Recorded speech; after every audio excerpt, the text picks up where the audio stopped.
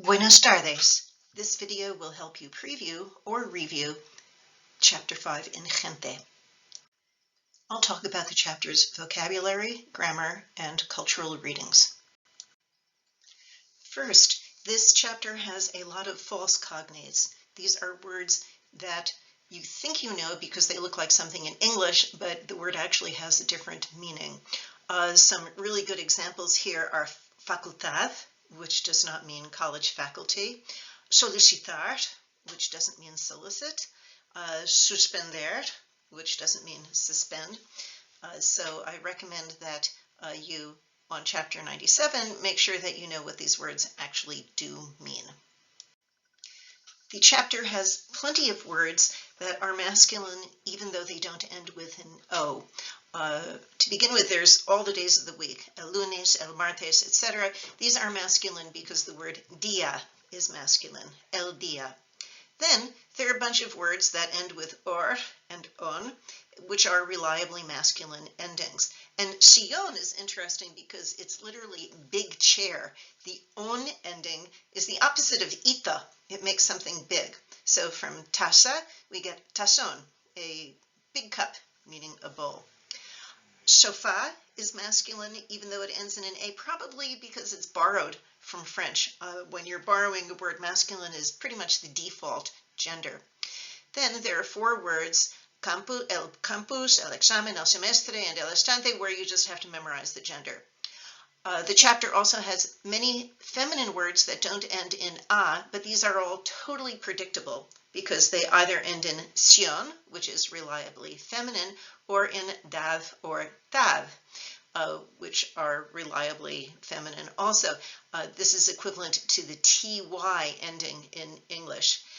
City, speciality, faculty, always feminine. A few special things to notice. First of all, divertirse is how we say to have fun in Spanish. You cannot use the verb tener to talk about having fun. An alternative to divertirse is the expression pasarlo bien, which means to spend it well, like lo pasamos bien en la fiesta. We have a good time at the party. Make sure that you learn the two section headings on the vocab list, alojamiento and días de la semana, because these also count as vocabulary. Then, please know that la universidad means college. You can't use colegio to mean college because colegio normally means high school. By the way, colegio mayor is a dorm or a frat house. Lots of words in this chapter have accent marks, and as always, there's a good explanation for each of them. If you're rusty on how the accent mark system works, please review my Spanish pronunciation and spelling video starting at about 6 minutes. So there are a lot of words in this chapter that are like teléfono. So these would be crédito, estadística, física, informática, química, sábado, and these have stress 3 syllables from the end of the word. Likewise, some more words of this type that end with an S, matemáticas, miércoles, and políticas. Sofá is the example I give in the video of a word that has final stress even though it ends in a vowel, and that's why it needs the accent mark, and here it is in this chapter. Likewise, jardín needs an accent because it has final stress even though it ends with an N, and all of the on and sion words in this chapter fit that pattern, like educación, final stress on an N, salón, final stress on an N. Then we have a lot of words that are like dia, where 2 vowels, the final IA, turn into 2 syllables, antropología, biología, etc. There are 2 exceptions. The words materia and historia don't have an accent mark because they don't split the IA into 2 syllables. So listen, materia, historia, as opposed to if you added an accent, you'd get materia and historia, but we don't. This chapter has 6, count them 6, grammar topics. The first topic is the present tense of irregular verbs. As I'm sure you know, Spanish has a lot of irregular verbs, and many of these are frequent verbs, just like in English. So the 12 most common verbs in Spanish are all irregular, just as the 12 most common verbs in English are all irregular. That's because if an infrequent verb is irregular, then because you don't say the word very much, the irregularities tend to wash out over time. Whereas if you're always repeating the irregularity, then it stays in the language. 3 verbs in Spanish are highly irregular: ser, estar, and ir. You just have to memorize these conjugations. All the V's in the present tense of ir come from a different Latin verb, not ire, which is the source of the infinitive, but a verb vadere, which meant to go or to walk. And this is a cognate of the English word wade. So it's like it did a hostile takeover of the present tense of this verb. There are many verbs which are irregular, specifically in the yo form. So you have the go verbs like decir, digo, hacer, hago, etc. You have the sco verbs like conozco, from conocer, and this is actually a really large set of verbs. And then you have some miscellaneous verbs that have an irregular yo form. Dar with doi, saber with se, and ber with beo. So there are good historical explanations for these irregularities. I'll point out just 2. One is that the form conozco makes more sense if you know that the original Latin infinitive was cognoscere. So it preserved, the yo form preserved that sk sequence in the Latin infinitive. The veo form from verd makes sense once you know that the Old Spanish form of the infinitive was beer, like leer. So just like we say leo, leer, leo, in Old Spanish they said beer, beo, but then the infinitive just shrank to the one syllable bear. That left veo just sort of stranded. Another common type of irregular verb are the so-called boot verbs. These are formally known as stem-changing verbs, and you also see them described as shoe verbs. So in these verbs, the last vowel of the stem, that is the one before the AR, ER, or IR, changes. So in verbs like pensar, the E changes to an IE. So from pensar, you have pienso, piensas, etc. In the second group, like volver, the O in the root changes to UA, like volver, vuelvo, vuelves. And in the last group, an E changes to an I. So from decir, we have digo, dices, dice, etc. So in all of these verbs, the nosotros and vosotros forms do not show the change. And that's because this change only happens in stressed syllables. So pienso, piensas, piensa, piensan, but pensamos, pensáis. You're not stressing the E, so it doesn't split. In fact, most of these verbs are the legacy of a historical change from Latin to Spanish that affected more than verbs. So if you've ever studied Latin, then you know that Latin had long and short vowels. And here I've indicated the short vowels with a little thing over it. So short Latin E and short Latin O split in Spanish into IE and UE in stressed syllables. So Latin festa with a short E turned into Spanish fiesta, and Latin porta, door, changed into puerta. And that's exactly what is happening with these verbs. So just as from festa you get fiesta, that's where you get pierdo, pierdes, etc. And just like porta changed into puerta, that's where we get puedo, puedes, etc. All 3 Spanish conjugation classes, the AR, ER, and IR verbs, have boot verbs. And the table here gives a summary, although there's many more boot verbs than are shown here. However, jugar, which changes from U to UE, is the only one of its type, and it exists because it used to have an O. So it used to be an O to UE, and then the O in the infinitive changed to a U, and we're left with this oddball. Notice also that all the verbs that change from E to I are IR verbs. This is an absolute association, decir, pedir, etc. The second grammatical topic in the chapter is reflexive verbs. And just like you reflect off of a mirror back at yourself, these are verbs that mostly have the idea of doing something to yourself. For example, llamar as a normal verb without the se is for calling somebody, but reflexive llamar se is for calling yourself. Me llamo Judy, I call myself Judy. When you conjugate these verbs, they always have to have the reflexive pronoun me, te, se, nos, os, se before the conjugated verb. But if you're using these verbs in the infinitive, then they have to have the correct reflexive pronoun also. So if you say voy al café, that's I, para reunirme con amigos, so I go to the cafe to get myself together with friends. Vas a lavarte las manos, are you going to wash yourself the hands? Ella tiene que irse, etc., etc. So you're sort of conjugating the infinitive, which is pretty cool. Chapter 5 has a bunch of reflexive verbs, and I've circled them on the left. Some of these fall into the general category of daily routines, like washing, brushing, showering, etc., and others don't. For example, inscribirse, to enroll, to sign up for something, or graduarse. So those are not routine, those are not daily care verbs, but they do have that self feeling to them. So graduarse is to graduate yourself from college, as opposed to graduating somebody else. So Fordham graduates a student, but the students graduate themselves. You should know that not all reflexive verbs have a classic self meaning. For example, irse, to leave. I mean, I guess you could say it means like to get yourself out of someplace, but it doesn't nicely express itself with a self.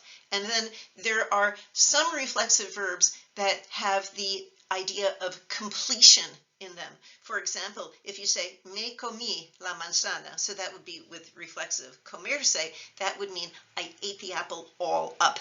So these are called telic verbs, and they have the idea of completing something, to do something up. The third grammar topic in the chapter is a little awkward, the way they call it. It's states, recommendations, and advice. So let me start with recommendations and advice. A major theme of this semester is how to tell people what to do. This could be giving somebody a recommendation or a piece of advice, or it could be giving them a direct command. So in chapter 4, we already had the expression tener que, to have to, which you can use to tell somebody what they have to do, like tienes que acostarte, you have to go to bed. So in chapter 5, we add a more general way of saying that, not just you have to go to bed, but one must go to bed, not just you, but what one has to do. So hay que acostarse, and I added temprano because it sounds better. Hay que acostarse temprano. One must go to bed early. So it's another kind of have to. In this chapter, we also use adjectives to say what needs to be done for some reason. For example, es necesario trabajar duro. It is necessary to work hard. Es importante divertirse. Es bueno pasar tiempo con amigos. Now, these are all, as the textbook points out, impersonal recommendations. Just as with hay que, we're not telling somebody it is necessary for you to work hard. It is important for you to have fun. It is good for you to spend time with friends. We're making general statements. So these are impersonal recommendations in contrast to tienes que acostarte, which is personal. There I'm talking to you. Or like tenemos que acostarnos, we have to go to bed. It won't be until chapter 15 that you learn how to make these statements like es necesario, es importante, directed toward a specific person. So to say, it is important that you have fun. It is necessary that she works hard, etc. Because for these you need the subjunctive, and I showed an example here. So we have to, we add the adjective.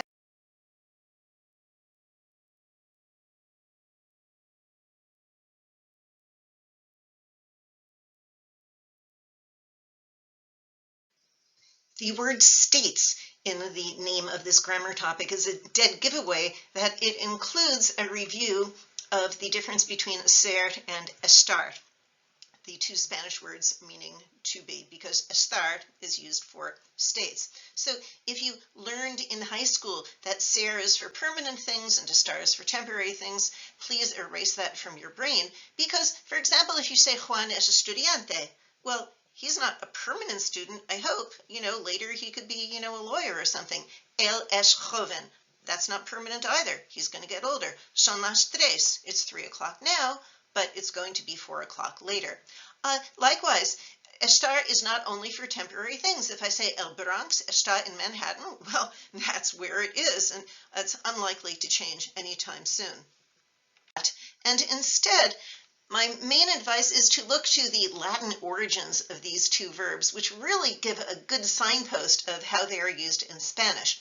So ser comes from the Latin word esse, meaning to be, which is related to the English word essence. So we use ser to describe or identify people or things. What are they essentially like? So if you're describing a person, like your cousin, that would be their age, origin, etc. If you're describing a sweater, you would talk about its size, its color, material, who it belongs to. So these are really fundamental descriptors of a person or of a thing. Whereas estar comes from the Latin verb stare, which meant to stand. That's why we use it for location. So estoy en Nueva York. And it's also used for states. And again, that's related to the Latin word stare. So states or conditions like being wet, dirty, sad, etc. are all expressed with estar. Oftentimes, a state is the result of a change, something getting wet, getting broken, etc. And we also use estar with the ando y endo forms, the gerund, to say what is going on, which is a kind of a condition. So if we say estoy hablando, I am talking, that says what I'm up to. So that's my state or my condition in the action sense. So what ties states, recommendations, and advice together in this chapter is that if somebody describes a state, we can then give advice or a recommendation that is relevant to that state. So if one person says, tengo hambre, that's their state, then somebody can answer, tienes que comer, you have to eat. So that's a recommendation or advice. Or we're talking about somebody and we say, oh, está nerviosa, porque tenemos un examen el viernes. So that's the state that the person is in, and we can use one of those impersonal structures to give some recommendations or advice. Es importante estudiar. It's important to study. Another way that I like to think about ser is that you use it for anything that shows up on an invitation. So you can say that this invitation describes a party. Es una fiesta de quinceañera, es para linda. So that's what this party is. And also for saying the date and the time. Es sábado 31 de agosto, es a las 6 de la tarde. And also, this is something else that's going to show up in chapter 15. It's a good chapter to talk about the location, because it turns out that to talk about locations of events, you do use ser instead of estar. But mostly, I want to focus here on date and time. Speaking of which, grammar topic number 6 in this chapter is telling time. So there's two basic questions we ask when we're talking about time. The first is this question, what time is it? ¿Qué hora es? And we answer with es la una, son las dos, son las tres, etc. Those are all feminine because hora is feminine. And then we can modify by saying how far past the hour we are, y 10, y cuarto, y media, or how far we are before the hour, menos 10, menos cuarto. But when we're talking about time, we're not usually asking what time it is, because, everybody has a telephone. More often we're asking, at what time is something? So what time is the party? At what time does the class start? And in Spanish, these questions are always asked with a qué hora, at what time. So a qué hora es la fiesta? A qué hora empieza la clase? And accordingly, when you answer it, you also use a. So, la clase es a la una, at 1 o'clock. La fiesta empieza a las dos, at 2 o'clock. Going along with this, the chapter also has a section on expressions of frequency. And mostly you can treat this as vocabulary. So you could make a flashcard for each one. These are words that you probably already know, a lot of them. Siempre, nunca, always and never. Casi siempre, casi nunca. The next batch, a menudo, de vez en cuando, a veces, algunas veces, refer to things that happen in, periodically. And then we have cada día, cada semana, cada año, so every day, etc. Or todos los días, todos los lunes, so that would be every day, every Monday. And todo in the singular refers to the full extent of something. So todo el día, the whole day, all day. Toda la semana, all week long.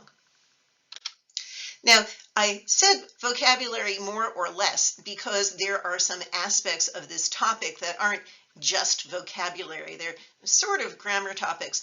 For one thing, Spanish doesn't talk about something happened on Monday or on Mondays. Instead, they use el and los. So, voy a verlo el lunes on Monday. Tengo la clase de español los lunes. So you really want to clear out the ons from how you think about these kinds of things. The other non-vocabulary issue that comes up has to do with the word nunca, never. So most straightforwardly, you could say, for example, nunca hablo ruso. I never speak Russian. But if you want to emphasize that you never speak it, you can put it at the end of the sentence, which is a kind of a dramatic location in Spanish. But in that case, you have to put a no in front of the verb. This is an example of a double negative. The basic principle is that in any negative sentence, you always have to have a negative element before the verb. So this could be the word no, or it could be something special like nunca or nadie. But as soon as you say hablo ruso nunca, it has to be no hablo ruso nunca. It has a good feeling. The last grammatical topic, since we already talked about telling time, which is number 6, is number 5, quantifiers. These are words that say how much, how many, how often, and usually when we use these in Spanish, we're using them as an adjective in order to say how many or how much of something. So if you're talking about plátanos, you could modify them with like a color term, plátanos amarillos, or that they're good bananas, buenos plátanos. Or you can also say that we have a lot of them, so that would be muchos plátanos. So because quantifiers used this way function as adjectives, they always have to agree with the thing they're modifying. So you'd say muchos plátanos, but muchas manzanas in order to say many bananas or many apples. And it's the same for other quantifiers. Pocos plátanos, pocas manzanas, or demasiados plátanos, demasiadas manzanas. Now, there are some things where when you talk about quantities, these just don't go plural, like azúcar, sugar. You don't have sugars, you just have, sugar. So for that reason, you're only going to have a singular quantifier, but you still have to be careful with gender. So you would have mucho azúcar versus mucha leche. And it's the same for poco, poco azúcar, poca leche, demasiado azúcar, demasiada leche, always respecting gender and number in the agreement. You can also use quantifiers to quantify an action or a characteristic. So if you have a verb, you can add a quantifier to it to talk about how often something happens. So if I ask, ¿cuánto trabaja? How much does he work? I can say, trabaja mucho, trabaja poco, trabaja demasiado. And those are always going to end with a no. When I'm quantifying an adjective, let's say something is difícil. It's difficult. So if I want to make it big or small or too much, I would say es muy difícil, very, or es un poco difícil, a little difficult, or es demasiado difícil. And again, these will always end with an O. This brings us finally to the culture in the chapter, which is all about education and Spain. So we have a reading on education in Spain. There's something about two Spanish entrepreneurs, more detail about university education in Spain, a reading about the University of Salamanca and a frog that's on the facade. There's some really very interesting facts about Spain on page 95, and finally a reading about Spanish missions in the United States, which is, a component of our history. Adios.